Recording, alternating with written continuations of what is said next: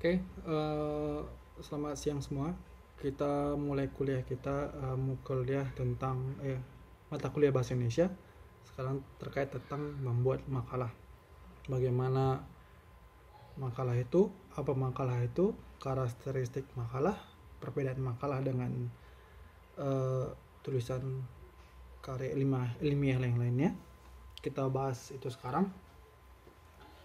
Makalah itu kalau menurut Kamus Besar Bahasa Indonesia itu artinya yang pertama, tulisan resmi tentang suatu pokok yang dimaksud untuk dibacakan di muka umum di suatu persidangan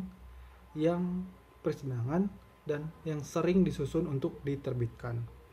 Yang kedua tuh definisinya sebagai karya tulis pelajar atau mahasiswa sebagai laporan hasil pelaksanaan tugas sekolah atau perguruan tinggi. Jadi bagaimana sih karakteristik sebuah makalah itu? Makalah itu membahas, eh, kita coba bandingkan karakteristik makalah, paper, dan jurnal ilmiah. Jadi karakteristik makalah itu, makalah membahas atau menelaah suatu kajian literatur yang sudah ada atau dilaporkan pelaksanaan kegiatan lapangan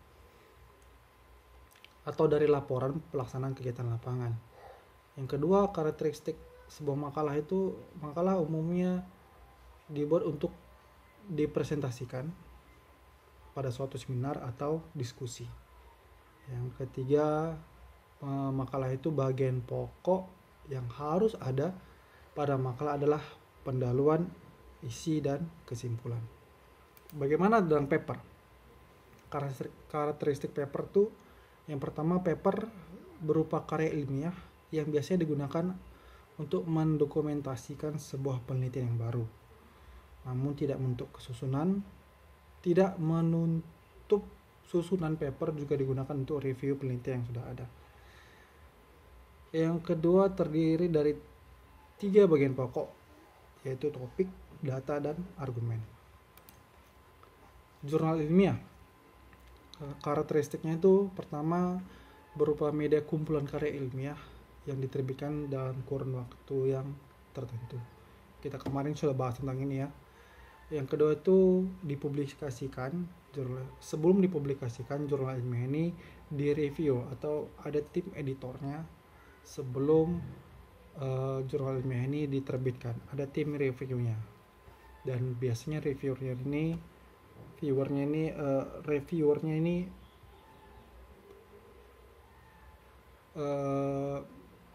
orang-orang yang ahli dalam bidangnya tersebut, dan biasanya lebih orang-orang yang dipercaya lah untuk menjadi tim editor di jurnal ilmiah ini. Ada 6 jenis makalah. Yang pertama tuh makalah ilmiah.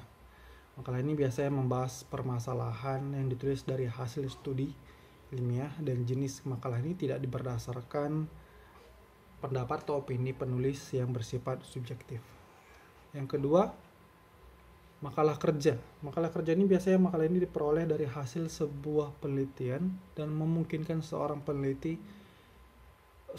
penulis makalah maksudnya tersebut berargumentasi dari permasalahan yang dibahas yang didapatkan dari sebuah proses penelitian, dan itu artinya opini yang bersifat subjektif dari penulis lebih memungkinkan pada makalah jenis ini. Yang ketiga itu makalah kajian. Makalah kajian ini biasanya sebagai sarana pemecahan suatu masalah yang bersifat kontroversial. Jadi ada dibuat makalah kajian tentang sebuah kasus yang mungkin kontroversial. Yang keempat tuh makalah posisi. Istilah ini digunakan untuk karya tulis yang disusun atas permintaan dari pihak yang fungsinya sebagai alternatif pemecah masalah yang kontroversial juga. Prosedur pembahasan dan penulisan ini dilakukan secara ilmiah. Yang kelima itu makalah analisis. Makalah ini adalah makalah yang objektif dan empiris. Yang keenam inilah makalah tanggapan. Makalah tanggapan ini yang biasanya teman-teman mahasiswa buat di kampus. Biasanya sering maka dosen-dosen meminta mahasiswa yang buat makalah, biasanya itu adalah makalah tanggapan tentang dari penelitian orang lain, mungkin makalah tentang jurnal orang lain, tentang penelitian orang lain, teman-teman membuat makalah tanggapannya.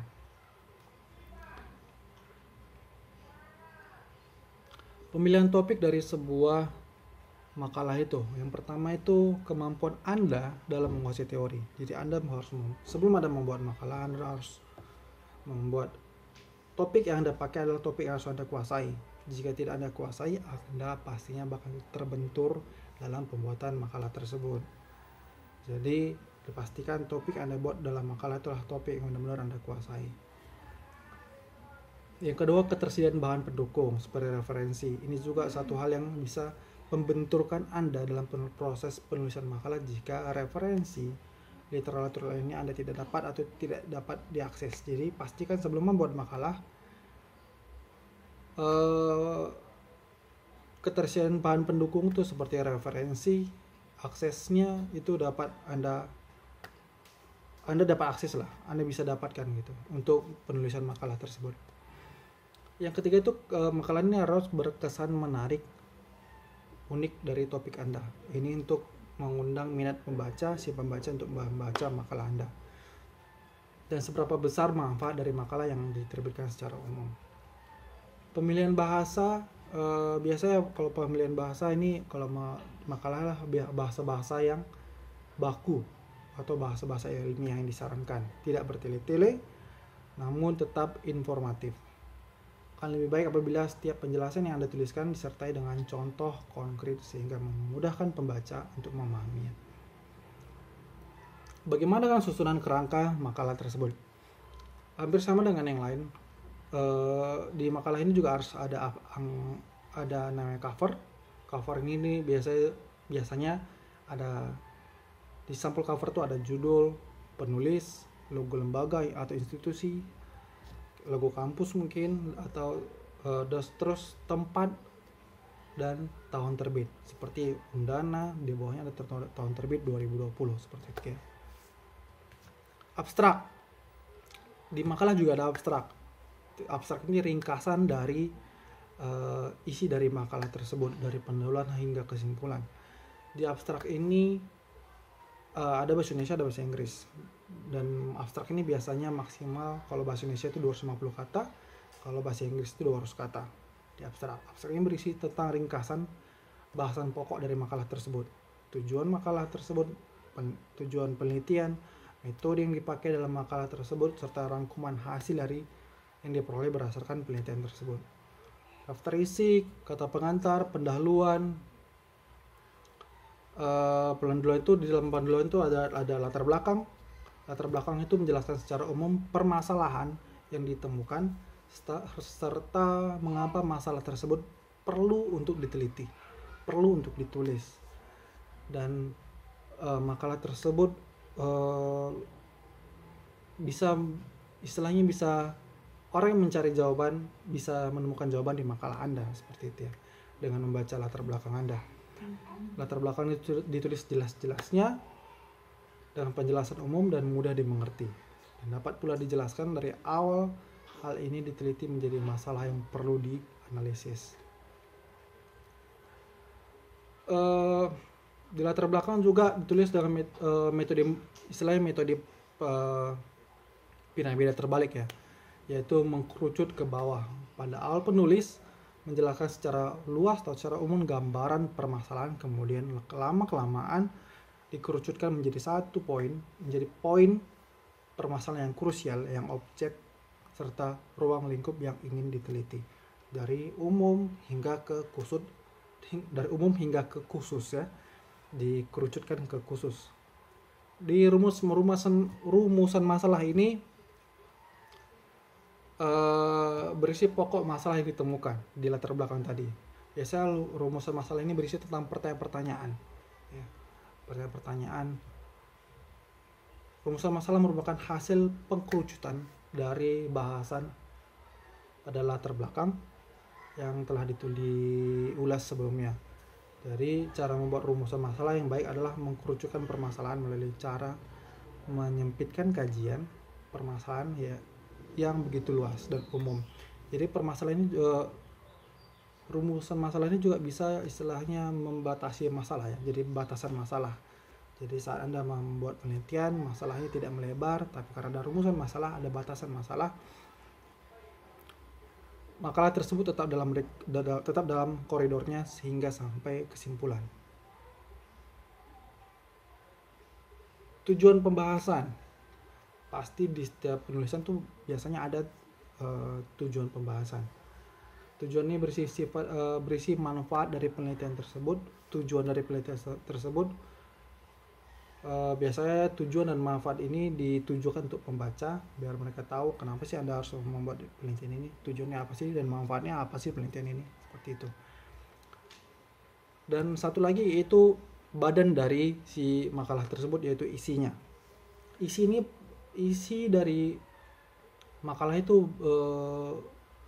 berisi uraian pokok topik makalah tersebut. Isinya menjelaskan tentang permasalahan, penelitian dilakukan, metode penelitian, tempat penelitian, sasaran penelitian, serta penjabaran hasil data-data yang diperoleh dari lapangan.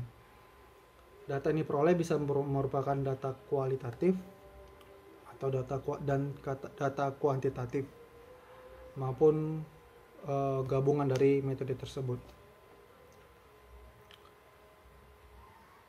Yang terakhir itu kesimpulan.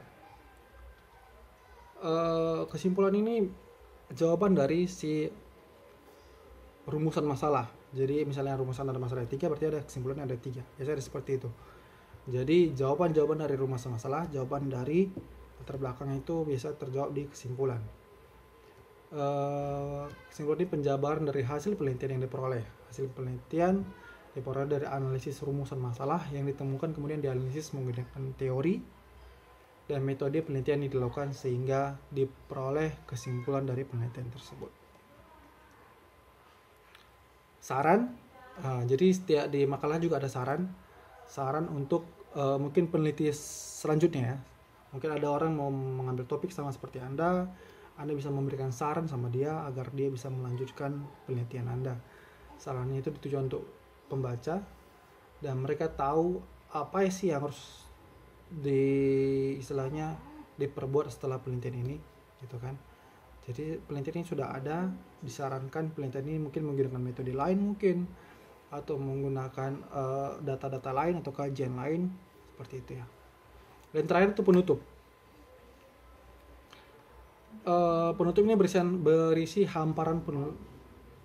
harapan penulis kepada pembaca itu berharap agar penelitian tersebut bermanfaat kepada pembaca. Penulis juga memberikan kesan dan pesan serta ucapan terima kasih kepada pihak-pihak yang telah mendukung penulis tersebut. Penutup juga biasa menjelaskan kekurangan serta kelebihan dalam penulisan makalah tersebut. Dan terakhir itu daftar pustaka. Oke, ini aja topik dari kuliah kita hari ini. Untuk tugas, saya ingin Anda membuat makalah sesuai dengan materi yang saya paparkan tadi. Makalahnya tentang topik yang sangat krusial hari ini. Saya ingin Anda membuat sebuah makalah tanggapan tentang musibah yang kita alami di Indonesia ini tentang corona. Buat makalah tanggapan tentang corona. Terserah mau isi topiknya tentang apa. Yang pasti ini makalah ini menggunakan metode studi literaturnya ya. Ada literatur yang harus Anda ambil mungkin dari internet, mungkin dari hasil dari kajian-kajiannya orang lain juga ya. Jadi buat makalah tanggapan tentang virus corona yang ada sekarang di Indonesia ini. Jadi itu yang dari saya. Jika ada yang mau ditanyakan, langsung saya tanyakan ke nomor WA saya. Terima kasih.